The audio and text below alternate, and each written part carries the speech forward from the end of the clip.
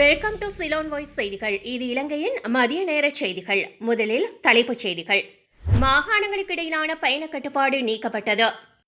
Corona வைரஸின் புதிய தீர்வு அடையாளம் காணப்பட்டது. இலங்கையர்களுக்கு எச்சரிக்கை. யாழ்ப்பாணம் முதல் காலி வரை இலங்கை எண்ணெய் தன்வசப்படுத்தியது. அமெரிக்கா தூதுவர் புகழாரம். எல்லை நிர்ணய தொடர்பில் தமிழ் தேசிய கூட்டமைப்பு வெளியிட்டுள்ள தகவல். புஷ்பானமாகியுள்ள அரசுக்கு ஆதரவளித்த முஸ்லிம் உறுப்பினர்களின் கடைசி ஆயுதம். இலங்கையில் மூன்றாவது சிறுபான்மை சமூகமாக தமிழர்கள் மாறும் நிலைமை. வியாழேந்திரன். பௌத்தர்கள் இல்லாத இடத்தில் பலாத்காரமாக நிர்மாணிக்கப்படுகின்ற பௌத்த வணக்க ஸ்தலங்கள். தொடர்ந்தும் இலங்கைக்கு அண்மையில் குறைந்த அழுத்த பிரதேசம். கடும் மழை பெய்யும். இந்த தடுப்பூசிகளை போட்டுக்கொண்டால் வெளிநாடுகளுக்கு செல்வதில் சிக்கலா? இனி விரிவான செய்திகள். சில நாடுகளுக்கு செல்வதாயின் சினோஃபார்ம், அஸ்ட்ராசெனேகா மற்றும் ஸ்புட்னிக் வி தடுப்பூசிகளை பெற்றுக்கொள்வதில் இளைஞர்கள் மத்தியில் அச்சம் இருப்பதை அவதானிக்க முடிகிறது. இந்த பிரச்சனையை எமது பக்கத்தில் தீர்ப்பதற்கான முயற்சிகளை நாம் முன்னெடுப்போம் என சுகாதார அமைச்சர் கெஹலியா ராம்பக்வெல தெரிவித்துள்ளார். தமிழ் பத்திரிகை ஒன்றுக்கு வழங்கிய செவியில்தான் இந்த விடயத்தை அவர் தெரிவித்துள்ளார். உலக நாடுகளை பொறுத்தவரையில் உலக சுகாதார ஸ்தாபனத்தின் பரிந்துரைகளை கவனத்தை கொள்ளாது சில அறிவிப்புகளை வெளியிட்டுள்ளன. எனினும் படிப்படியாக நாடுகள் ஒரு நிலைப்பாட்டுக்கு வருகின்றன. உலக சுகாதார ஸ்தாபனம் தடுப்பூசிகளை ஏற்றுக்கொண்டால் அனைத்து நாடுகளும் அவற்றை ஏற்றுக்கொள்ளும் நிலைக்கு வர வேண்டியிருக்கும். இருந்தபோதும் இந்த பிரச்சனையை எமது பக்கத்தில் தீர்ப்பதற்கான முயற்சிகளை நாம் முன்னெடுப்போம் என்று அவர் தெரிவித்துள்ளார். கோவிட் பரவல் காரணமாக மாகாணங்களுக்கு இடையில் அமல்படுத்தப்பட்டிருந்த பயண கட்டுப்பாடு சற்று முன்னர் தளர்த்தப்பட்டுள்ளது. உள்ளூர் நேரப்படி இன்று அதிகாலை 4 மணியுடன் இந்த கட்டுப்பாடு தளர்த்தப்பட்டது.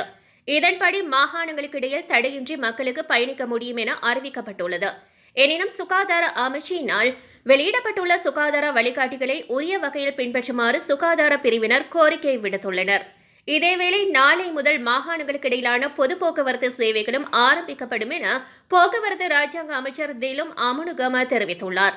பேருந்துகளின் ஆசன எண்ணிக்கைகளுக்கு அமைவாகவே பயணிகளை அழைத்து செல்லப்படுவார்கள் என அவர் தெரிவித்துள்ளார். அத்துடன் ரயில் சேவைகள் வழமைக்கு திரும்பும் என்று ரயில்வே திணைக்களம் தெரிவித்துள்ளது. இதன்படி திங்கட்கிழமை சுமார் 152 ரயில்கள் இயக்குவதற்கு ஏற்பாடுகள் செய்யப்பட்டுள்ளதாக ரயில்வே பொது முகாமையாளர் தம்மிக்கு ஜெயசுந்தர தெரிவித்துள்ளார். கொரோனா வைரஸை கட்டுப்படுத்த தற்போது பயன்படுத்தப்படுகின்ற அனைத்து தடுப்பூசிகளின் பாதுகாப்பையும் உடைக்கக்கூடிய புதிய வகை கொரோனா வைரஸ் கண்டறியப்பட்டுள்ளது. A.30 என்று பெயரிடப்பட்டுள்ள இந்த வகை வைரஸ் குறித்து தற்போது உலகில் பல நாடுகள் உன்னிப்பாக கவனித்து வருகின்றன. இலங்கையும் மிக எச்சரிக்கையுடன் இருப்பதாக மருந்து உற்பத்தி, வளங்கள் மற்றும் ஒழுங்குமுறை ராஜாங்க அமைச்சர் பேராசிரியர் சன்ன ஜெயசுமன தெரிவித்துள்ளார். சுகாதார வழிகாட்டுதல்களை புறக்கணித்தால் வைரஸ் பரவும் வாய்ப்பு அதிகம் என்று அவர் தெரிவித்துள்ளார். உலகெங்கிலும் உள்ள பல நாடுகள் அனைத்து தடுப்பூசிகளின் பாதுகாப்பையும் உடைக்கக்கூடிய புதிய தடுப்பூசிகளை தேடுவதாக அவர் சுட்டிக்காட்டியுள்ளார். இது பரவினால் பெரும் அசௌகரியத்தை ஏற்படுத்தும் எனவும் அதனால் உலகத்தின் கவனம் அதன் மீது குவிந்துள்ளதாகவும் அவர் தெரிவித்துள்ளார். ஆகவே இது தொடர்பில் நாமும் அவதானம் செலுத்த வேண்டும். கொரோனா முற்றாக நிறைவுக்கு வந்துவிட்டது என்றெண்ணி மக்கள் செயல்பட்டால் மேலும் 4 வாரங்களில் இந்த தீர்வின் பிரதிகூலத்தை அனுபவிக்க நேரிடும் என்று அவர் சுட்டிக்காட்டியுள்ளார். குறைந்த அழுத்த பிரதேசம் தொடர்ந்தும் இலங்கைக்கு அண்மையை காணப்படுவதால் வடக்கு, வடமத்திய, வடமேல், கிழக்கு மற்றும் ஊவா மாகாணங்களில் அவ்வப்போது மழையோ அல்லது இடியுடன் கூடிய மழையோ பெய்யக்கூடிய சாத்தியம் காணப்படுகிறது. நாட்டின் ஏனைய பிரதேசங்களில் பல இடங்களில் மாலையில் அல்லது இரவில் மழையோ அல்லது இடியுடன் கூடிய மழையோ பெய்யக்கூடிய சாத்தியம் காணப்படுகிறது. வடக்கு, வடமத்திய, வடமேல், மத்திய, சபரகமுவ மற்றும் மேல் மாகாணங்களிலும் திருகோணமலை மாவட்டத்திலும் சில இடங்களில் 100 மில்லிமீட்டருக்கும் அதிகமான பலத்த மழை வீழ்ச்சி எதிர்பார்க்கப்படுகிறது. இடியுடன் கூடிய மழை பெய்யும் வேளைகளில் அந்த பிரதேசங்களில் தற்காலிகமாக பலத்த காற்று வீசக்கூடும். மின்னல் தாக்கங்களினால் ஏற்படக்கூடிய பாதிப்புகளை குறைத்துக் கொள்ள தேவையான முன்னெச்சரிக்கை நடவடிக்கைகளை எடுத்துக் கொள்ளுமாறு பொதுமக்கள் அறிவுறுத்தப்படுகின்றார்கள். குறைந்த அழுத்த தொகுதியின் தாக்கம் காரணமாக நாட்டைச் சூழ உள்ள கடற்பரப்புகளில் மழை மற்றும் காற்று நிலைமை மேலும் தொடரும் என்று எதிர்பார்க்கப்படுகிறது. முல்லைத்தீவிலிருந்து காங்கேசன்துறை ஊடாக புத்தளம் வரையான கடற்பரப்புகளில் கடலில் பயணம் செய்வோரும் மீனவ சமூகமும் மறு அறிவித்தல் வரை நடவடிக்கைகளில் ஈடுபடுவதை தவிர்த்துக் கொள்ளுமாறு அறிவுறுத்தப்படுகின்றார்கள். தேர்தல் சீர்திருத்தம் என்ற நிலைப்பாடு கொண்டுவரப்படுகின்ற போது எல்லை நிர்ணயம் என்பது ஆபத்தான ஒன்றாக மாறியுள்ளது என்று தமிழ் தேசிய கூட்டமைப்பு தெரிவித்துள்ளது. அனுராதபுரத்தில் உள்ள சில இடங்களில் வரையறை வவுனியாவுடன் இணைக்கப்பட்டுள்ளமையை இதற்கு சுட்டிக்காட்ட முடியும் என்று நாடாளுமன்ற உறுப்பினர் செல்வம் அடைக்கலநாதன் தெரிவித்துள்ளார். தேர்தல் சீர்திருத்தம் தொடர்பில் சிறுபான்மை கட்சிகளின் கருத்தாடல் நேற்று கொழும்பில் இடம்பெற்ற போது அவர் இந்த கருத்தை வெளியிட்டுள்ளார். இந்த எல்லை நிர்ணயத்தில் கவனம் செலுத்தாத போது எந்த ஒரு தேர்தல் சீர்திருத்தத்தையும் கொண்டு வருவதில் பயனில்லை என்று அவர் தெரிவித்துள்ளார். இந்த எல்லை நிர்ணயத்தை கொண்டு பொதுவில் பெரும்பான்மை பிரதிநிதித்துவத்தை அதிகரிக்கும் செயற்பாடுகள் மேற்கொள்ளப்படுகின்றன. இது தடுக்கப்பட வேண்டும் என்று செல்வம் அடிக்கலநாதன் கேட்டுக் கொண்டுள்ளார்.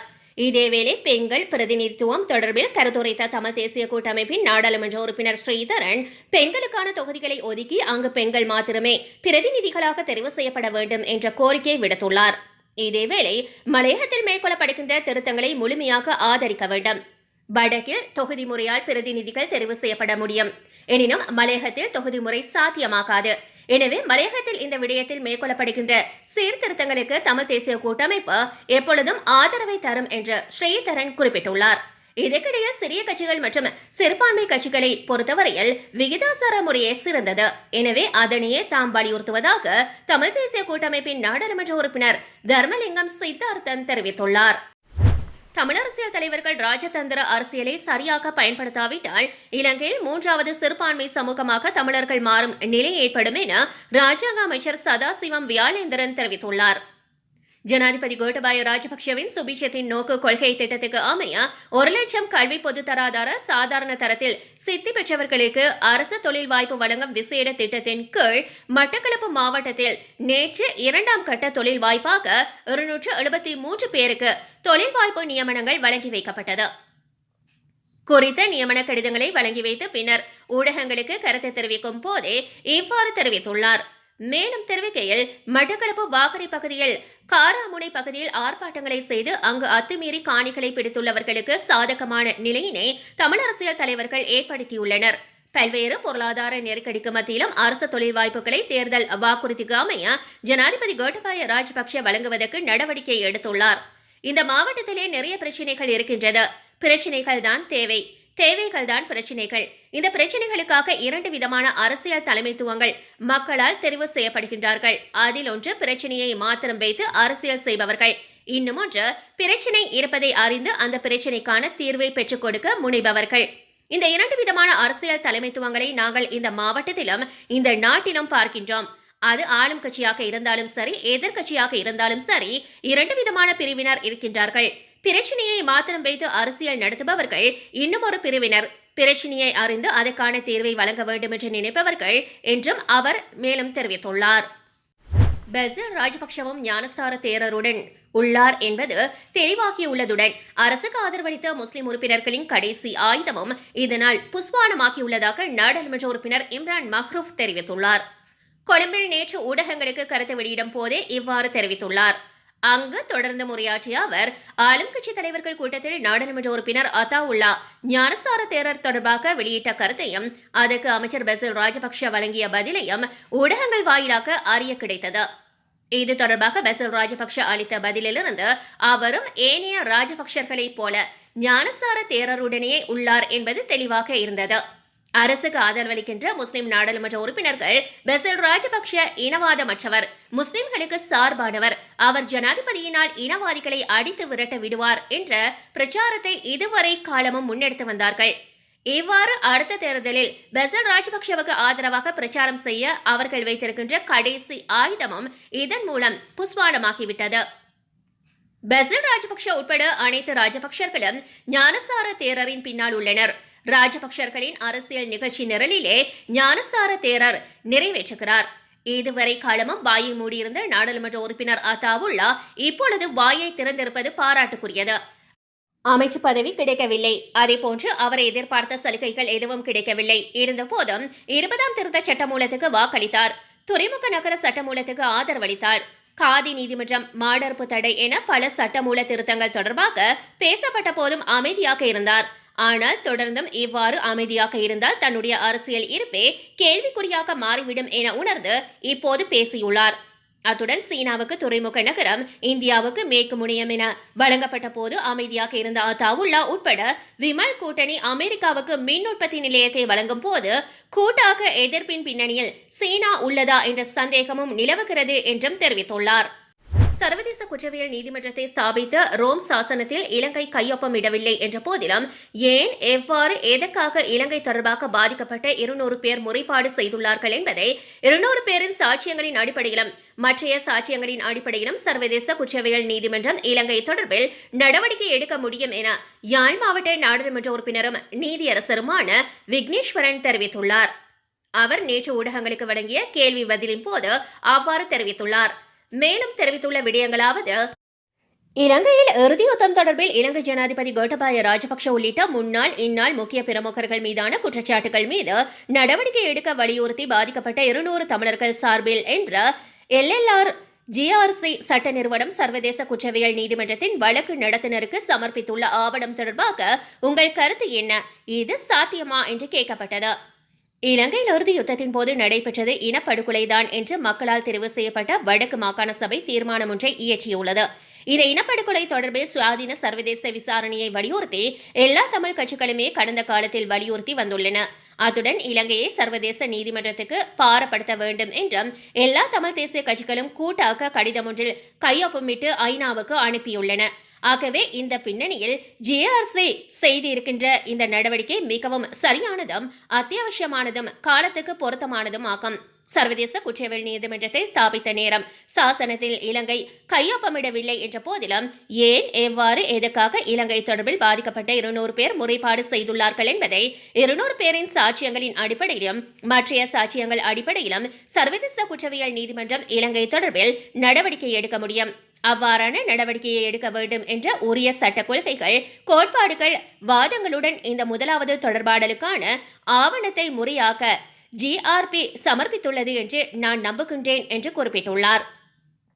இந்த சமர்ப்பணத்தை நீங்கள் எவ்வாறு பார்க்கின்றீர்கள் என்று கேள்வி எழுப்பப்பட்டது. அவசியமாக செய்யப்பட வேண்டிய ஒரு விடயத்தை நல்ல முறையில் LLP GRP செய்திருக்கின்றது. பாதிக்கப்பட்ட 200 பேரின் சாட்சியங்களின் அடிப்படையில் சர்வதேச நீதிமன்றத்திடம் இந்த கோரிக்கை முன்வைக்கப்பட்டிருப்பதாக சொல்லப்படுகிறது. ஆகவே இந்த ஆவண சமர்ப்பணம் வலுவானதாக செய்யப்பட்டிருப்பதாகவே நான் உணர்கின்றேன். மேலும் இவ்வாறான நடவடிக்கைகள் இந்த காலகட்டத்தில் அவசியமாகின்றன.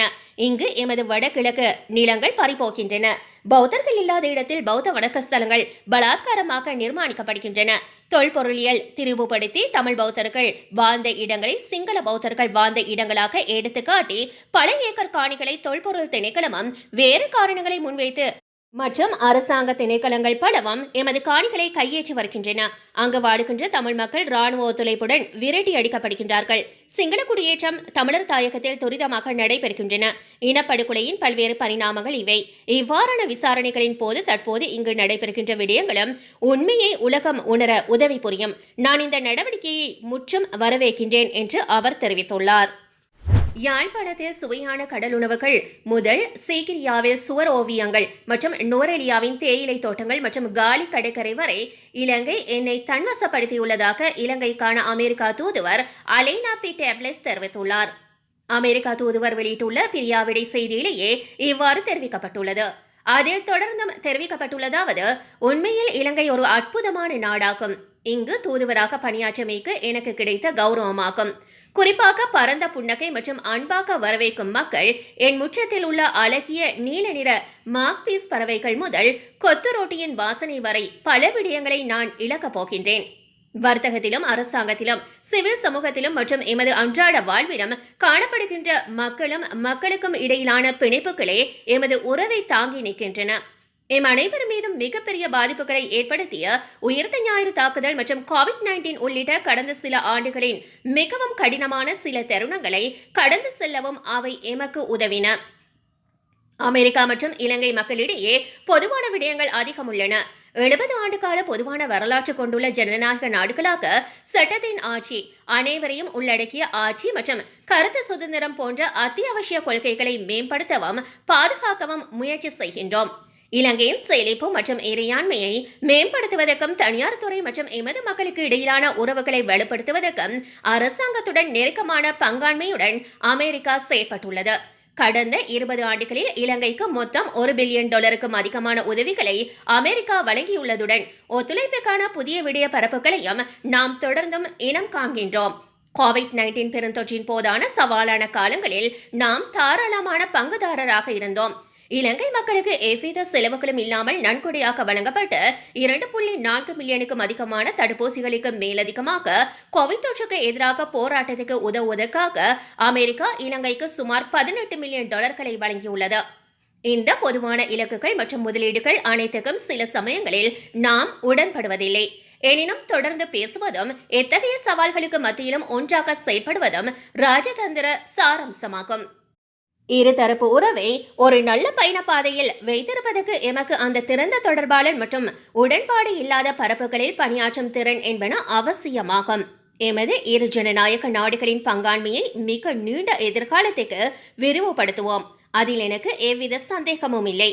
இந்த தீவின் இயற்கை அழகு, கலாச்சாரம், உணவு மற்றும் நிச்சயமாக அதன் மக்களாகிய உங்களுடனான எனது அனுபவங்களை நான் குறிப்பிடவில்லை எனின் இலங்கையில் எனது பதவிக்காலம் முழுமையடையாது.